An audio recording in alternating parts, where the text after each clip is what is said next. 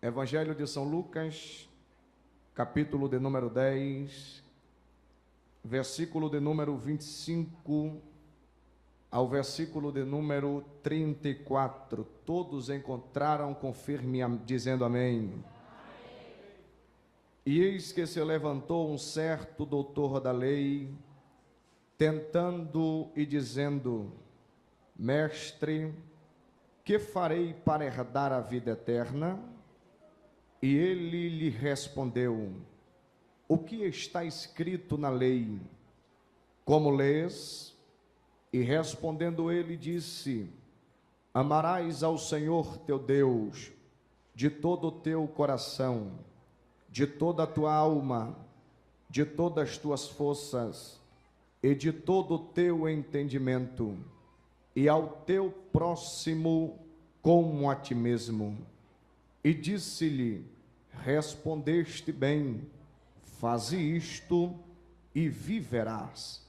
Ele, porém, querendo justificar-se a si mesmo, disse a Jesus: E quem é o meu próximo?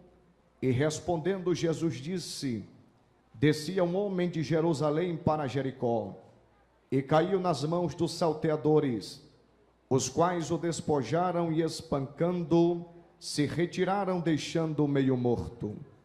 E descia pelo mesmo caminho um certo sacerdote, e vendo, passou de largo. E de igual modo também um levita, chegando àquele lugar, o vendo, passou de largo. Mas um samaritano, que ia de viagem, chegou ao pé dele, e vendo, moveu-se de íntima compaixão, e aproximando-se, atou-lhes as feridas, aplicando-lhes azeite e vinho, e pondo sobre a sua cavalgadura, levou para uma estalagem e cuidou dele. E todos dizem: Amém. Podeis tomar o seu assento, glorificando a Jesus.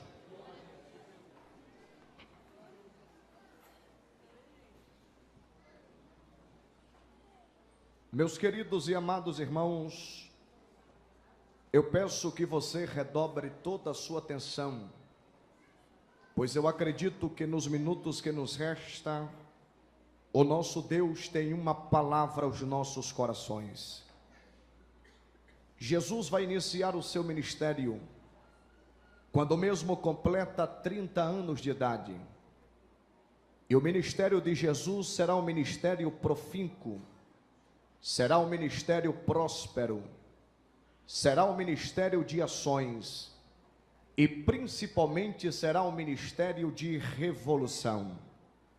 O ministério de Jesus levará tanto essas qualificações que aqui verbalizei, que sempre aonde Jesus passava, ele arrastava a presença das grandes multidões, sejam cidades, ruas, becos, aldeias, aonde Jesus passava, a multidão estava presente à sua presença. Alguns estudiosos afirmam e dizem que a multidão que acompanhava Jesus em seu ministério era de aproximadamente entre 5 a 6 mil pessoas que tinham o prazer de acompanhar Jesus em seu ministério terreno. Só que dentro dessa quantidade de pessoas que acompanhava Jesus, dentro desta grande multidão, havia aproximadamente 4 grupos que faziam questão de acompanhar Jesus em seu ministério terreno. O primeiro grupo que fazia questão de acompanhar Jesus em seu ministério era um grupo que iriam atrás de Jesus para ver os seus milagres, para contemplar as suas operações de maravilhas. Este grupo iriam atrás de Jesus para contemplar Jesus fazer um cego ver, um mudo falar, o surdo ouvir, o paralítico andar, o leproso ser limpo e o morto ressuscitar. O segundo grupo que acompanhava Jesus em seu ministério era um grupo que chamamos e denominamos como o grupo que iriam atrás de Jesus para ver as multiplicações de pão e peixes que ele fazia. Pessoas que iriam atrás de Jesus para se alimentar, pelo milagre que ele realizava na multiplicação dos pães e dos peixes. O terceiro grupo que iriam atrás de Jesus era um grupo que faziam questão de ir atrás de Jesus não para contemplar o milagre que ele iria realizar, nem tampouco para comer o pão e o peixe que ele iria multiplicar. Esse terceiro grupo que iria atrás de Jesus, eles faziam questão de ir atrás do mestre para ouvir os seus ensinamentos. Esse terceiro grupo gostava de ouvir Jesus pregar. Esse terceiro grupo amava ouvir os ensinamentos, as parábolas e os sermões que Jesus ministrava.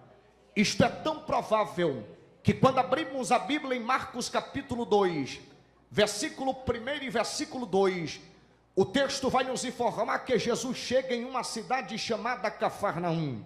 E quando Jesus chega na cidade de Cafarnaum, o texto é explícito em dizer que Jesus entra dentro de uma casa. Alguns estudiosos e pregadores vivem em uma divergência de provar de quem é a casa que Jesus entrou. Alguns pregadores afirmam e dizem que a casa era de Pedro. Outros vão mais além e dizem que a casa era da sogra de Pedro. Outros são mais profundos e dizem que a casa era do próprio Jesus. Só que o importante aqui no texto não é de quem é a casa. O importante no texto é quem está dentro da casa. Jesus está dentro da casa. Quando Jesus entra dentro da casa, o texto vai nos dizer que a sociedade de Cafarnaum soube que Jesus estava ali. Repleta de gente ficou aquela casa. Era tanta gente naquele dia que quem estava dentro não conseguia sair, quem estava fora não conseguia entrar. E o texto vai nos dizer que quando a multidão adentra a casa, Jesus não perde tempo. O texto vai dizer, e Jesus lhes pregava a palavra. Em Lucas capítulo 5, versículo de número 1, o texto diz que Jesus chega na beira do lago de Genezaré. E quando o texto nos informa que Jesus chega na beira do lago de Genezaré, o texto nos diz que uma grande multidão correu à presença de Jesus. Naquele dia, a multidão não foi atrás de Jesus para ver milagres. Naquele dia, a multidão não foi atrás de Jesus para ver multiplicação de pão e peixe. O texto será enfático em dizer que quando a multidão chega à presença dele, o texto diz assim, e a multidão se apertava para ouvir Jesus pregar. A multidão gostava de ouvir Jesus pregar, e Jesus gostava de pregar. Só que havia o quarto grupo, que faziam questão de acompanhar Jesus em seu ministério. Qual era o quarto grupo, Lucas? Era o grupo dos líderes religiosos. Quem eram esses líderes religiosos? Fariseus, saduceus, escribas e essênios. O que é que esses líderes religiosos faziam entre a multidão atrás de Jesus?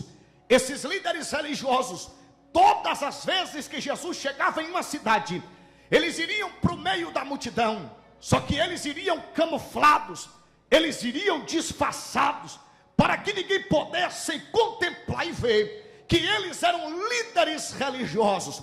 Lucas, qual era o intuito desses líderes acompanhar Jesus? Era unicamente para ouvir Jesus pregar. Mas deixa eu lhe dizer um negócio, todas as vezes que esses líderes religiosos iriam atrás de Jesus para ver ele pregar, não era para sair dali edificado pela palavra que ele ministrava.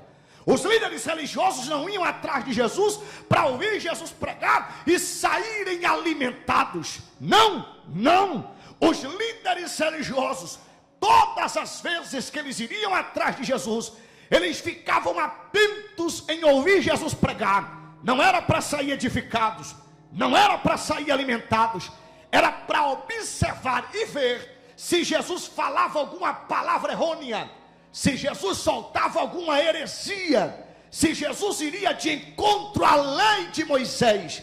Só que o que me chama a atenção é que todas as vezes que esses líderes religiosos iriam atrás de Jesus no intuito de tomar Jesus em algum erro, todas as vezes eles saíam frustrados, todas as vezes eles saíam cabisbaixos, todas as vezes eles saíam irados. Lucas, porque todas as vezes que esses líderes religiosos iriam atrás de Jesus, eles saíam frustrados, irados, tristes e cabisbaixos, é porque todas as vezes que Jesus pregava, alguém saía restaurado. Toda vez que Jesus pregava, alguém saía renovado. Toda vez que Jesus pregava, alguém saía curado. Toda vez que Jesus pregava, alguém saía liberto. Toda vez que Jesus pregava, alguém saía edificado pela mensagem que ele ministrava. Alguém acredita nesta palavra? Então levante a mão, porque a mensagem está sendo penetrante em teu coração nesta noite. Quando lemos os 4 evangelhos do Novo Testamento, você vai observar que Mateus, Marcos, Lucas e João, por várias vezes, você vai observar e ver os líderes religiosos batendo de frente com Jesus. Por várias vezes você vai observar e ver os líderes religiosos querendo colocar Jesus à prova. Não vai ser diferente no texto que ora lemos. O texto diz que Jesus está em uma reunião, pregando, e o texto vai dizer que um doutor da lei. Lucas, quem é o doutor da lei? O doutor da lei é um escriba. O escriba é aquele que escreve a Torá, é aquele que é intérprete da lei. O escriba, ele conhece o Pentateuco, os 5 primeiros livros do Antigo Testamento, de cor e salteado, sem errar uma vírgula. O escriba, ele conhece de cor e salteado as 613 leis que estão escritas no Antigo Testamento. Ele, sendo escriba, ele é um homem culto, ele é um homem inteligente, ele é um homem influente, ele é um homem que tem uma influência na sociedade. Este escriba vai se levantar na reunião, e o texto será explícito e enfático, dizendo: e ele se levantou para tentar a Jesus. Ele se levanta no meio da multidão, cantor Joabe, para colocar o conhecimento de Jesus à prova. Ele se levanta no meio da multidão para ver se Jesus conhece Torá, Pentateuco e lei de Moisés. Quando ele se levanta, ele olha para ele, a plateia silencia, ele se levanta e diz assim: o que é que eu devo fazer para herdar a vida eterna? Ele quer colocar o conhecimento de Jesus à prova. Ele quer saber se Jesus conhece de lei ou não. Esqueceu ele que Jesus era a própria lei. Quando ele se levanta, faz a pergunta, o interessante é a resposta de Jesus. É que Jesus não responde. Jesus vai colocar outra pergunta em cima da pergunta dele. Jesus olha para ele e diz assim: tu conhece a lei, tu tem habilidade na Torá, como tu lês? O que é que tu entende? Parece que eu vejo o doutor da lei estufar o peito, empinar o nariz. Quem sabe dizer assim: quem sabe esse camarada aí não sabe que eu sou doutor. Eu acho que esse camarada aí não sabe que eu sou mestre. Eu acho que esse camarada aí não sabe que eu sou rabino. Parece que eu vejo ele estufar o peito, levantar o nariz e dizer assim: eu sei o que está escrito na lei. Diz: amarás ao Senhor teu Deus de todo o teu coração, de toda a tua alma, de todas as tuas forças, de todo o teu entendimento, e ao teu próximo como a ti mesmo. Já parou para observar isso aqui? O que? É que a lei é extensa, a lei é grande. O doutor da lei sabe, o doutor da lei entende que todas as leis se resumem em uma só. Qual? Amar.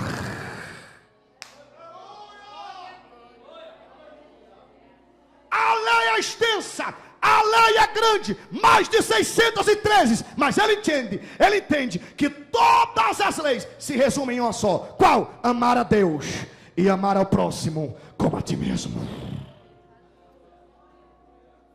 Quando ele responde, olha o que Jesus vai dizer: gostei, respondeu bem, só vou te dar um conselho. Conselho para mim recebe o conselho. Qual? Faz isto e viverás.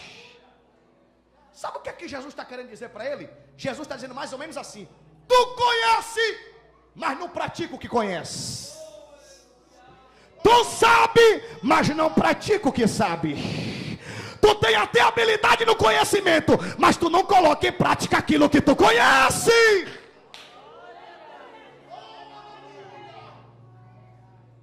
Quando Jesus dá um conselho, ele para, linguajar nordestino, arregala o olho, olha para ele, e o texto vai dizer assim: e querendo justificar-se. Aí eu te pergunto, justificar de quê?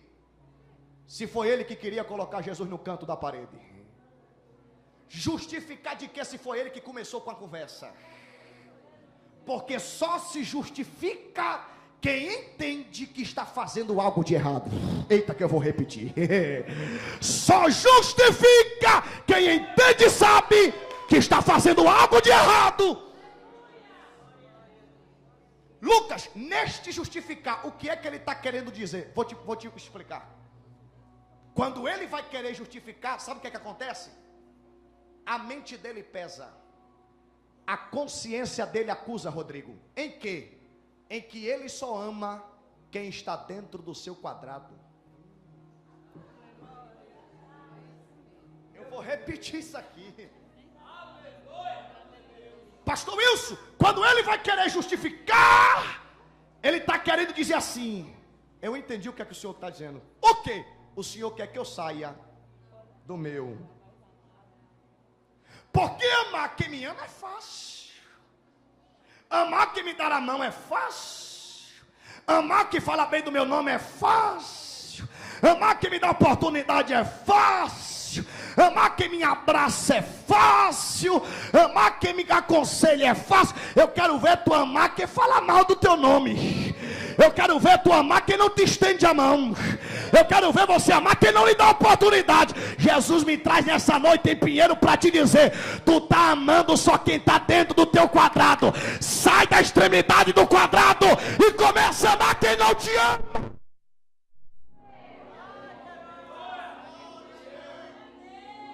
Ele sendo judeu, há uma distinção nele. Ele não ama todos, ele só ama quem está dentro do quadrado.